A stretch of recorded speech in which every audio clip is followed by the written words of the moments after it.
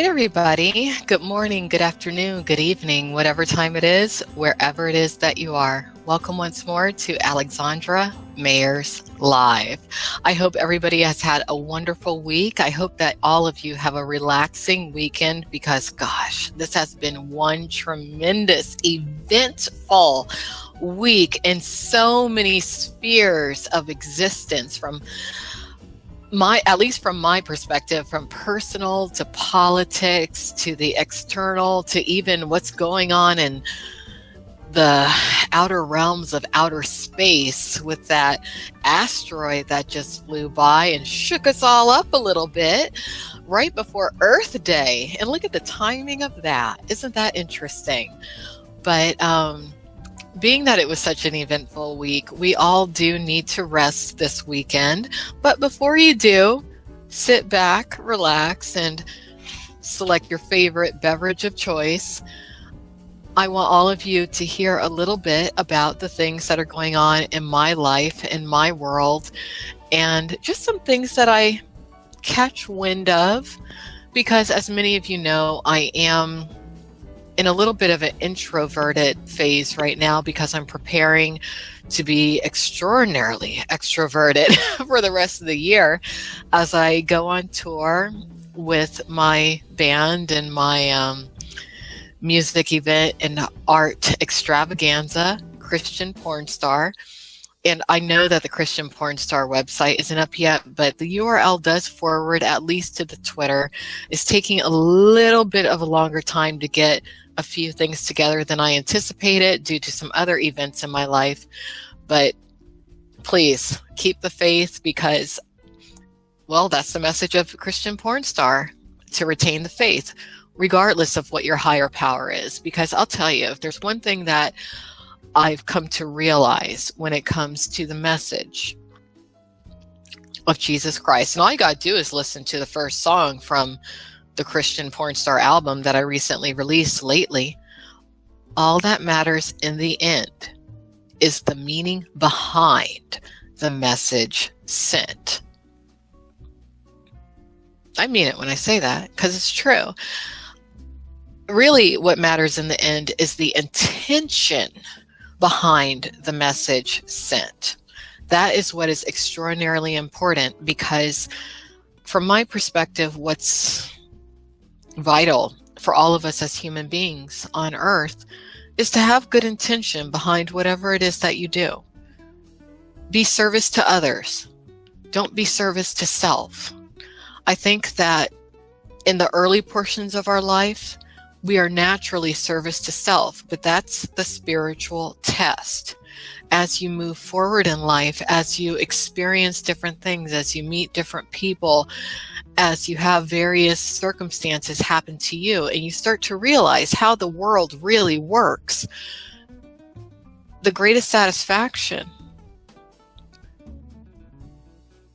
is seeing that happiness exude from somebody when you do something for that person, be they your friend, your romantic partner, your familiar loved one, meaning your family, or maybe even your enemy sometimes. I actually think the greatest satisfaction is doing something wonderful for your enemy and maybe not ever even telling them about it. So that if your enemy ever decides to strike you, be it via their words, their physical actions, or just their innate intentions, that way everyone around them knows that they are wrong and that you are right. So I have only a few things that I want to talk about this evening, and I'm not sure I'm going to cover them all, but I have them right here because, as all of you know, I do make notes throughout the week in regards to whatever pops in my head when it comes to things that I want to share with all of you and discuss with you. But I do need to take a break because I literally just jumped on here, have a few things I need to do around my place. So just give me about 5 minutes. I'll be right back. And I think that tonight we'll just focus on politics and sports. Tonight, I really do want to focus primarily on politics and sports.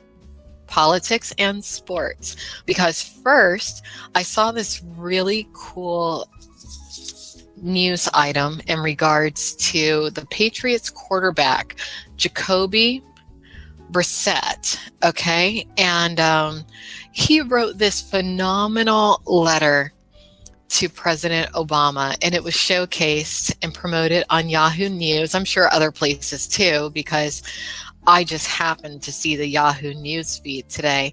But I want to read it to you because, as many of you know, Barack and Michelle Obama, I love them for so many reasons, but they really remind me tremendously of my own parents when I was a little girl growing up. Not in every way. They just remind me via certain elements of my own parents, and their little girls remind me of my sister and I growing up. So I'm always going to hold Barack and Michelle in a very special place in my heart for as long as there's breath within my body, and even beyond that.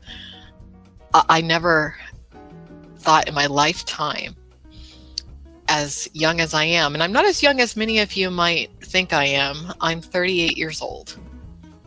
You know the saying, black don't crack. But I just never thought that I would see a black man as president of the United States in my lifetime. And when it happened, it was literally heaven opening up. And I was like, oh, this is heaven. Okay. And my existence continues to be heaven on earth. And I feel like a lot of my activism and whatnot is basically me standing at heaven's gate, battling back Satan and the monsters. And I could go on and on, but I won't. For those of you who don't know, if you were to look up my birthday in the secret language of birthdays, one of my negative qualities is that I'm overly fanciful, but I don't think it's negative, because there has to be people like me in this world, because there's my opposite in this world, and the opposite is what brings people down. And I think my existence might be to uplift many of you. I don't know, but that's just how I feel. So anyway, let me read this article to you. It's titled, Patriots quarterback Jacoby Brissett writes thank you note to Barack Obama. And I guess I'm now his fan. When the New England Patriots visited President Donald Trump in the White House this week, quarterback Jacoby Brissett had another president on his mind. Brissett wrote a long thank you note to Barack Obama and posted it to his social media profiles after the Patriots visit. Here's the letter from Brissett, a third-round pick of the Patriots last season. Dear Big O, I am writing you this letter to say thank you. I want to thank you for what you have done for this country. Outside of politics, honestly, I don't know enough about politics to judge what was good or bad. But what I want you to know is when you said, yes, we can. A young man dreaming a dream from rough circumstances in Florida heard you. When you were elected president for the first time, I was 16, and I watched you make the never imaginable attainable, and I heard you cry to inspire hope. I used those words as motivation and saw your achievement as an opportunity and permission to work, make my dreams come true too. You were the President of the United States, the highest office in the world. You broke a barrier and a stereotype, proving not every minority has to use a ball to make a way. You've inspired a lifetime of dreamers, young and old. Now, kids from my community and my future children will know that there is no dream too big. Even they could be President of the United States. As I prepare for the honor of visiting the White House, I will be there as a Super Bowl champion.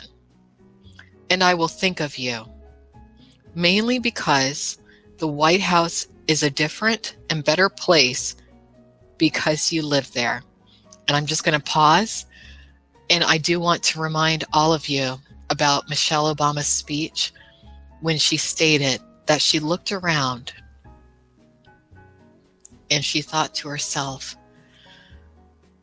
I live in a house built by slaves. That is the story of this country, the story that has brought me to this stage tonight, the story of generations of people who felt the lash of bondage, the shame of servitude, the sting of segregation, but who kept on striving and hoping and doing what needed to be done so that today I wake up every morning in a house that was built by slaves.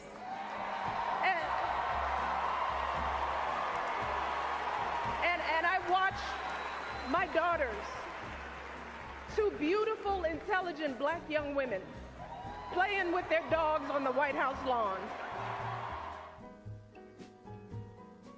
When she said that, that struck me. Yeah. I was a kid that came from nothing, and I am living out one of the greatest dreams of my life. I am just grateful for the opportunity to walk on the same steps as you did and to have a platform to inspire. And I hope to leave my mark on history the way that you did. One day, when I meet you, I will shake your hand and say thank you to your face. But until then, this kid is going to continue to dream until I can't anymore. Thank you for blazing a trail. But for more than that, for leaving a paved road behind you for others to climb on. The biggest adventure that you can take is to live the life of your dreams. That's a quote from Oprah. Yes, we can. Dream big. Thank you. Signed, Jacoby Brissett. P.S. Holla at me to help you with your broke jump shot. So I just wanted to share that because when I read Mr. Brissett's letter, or Jacoby's letter, I'll call it Mr. Brissett because he is a man of honor. It just really touched me, and it made me realize why it's so important to me when it comes to my activism in regards to alerting the NFL that outlets such as Dennis Hoff and his legal brothels have no place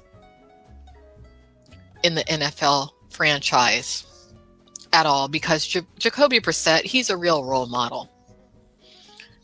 He's a stellar human being to take the time to write something with so much heart, so much soul, so much passion, so much wonderful intent that it doesn't need to be tarnished by the lower levels of society, levels of society that will not exist as we move forward into the technological age, into the energy efficient age, into the space age, into an age to where everyone on our planet realizes that we are all one.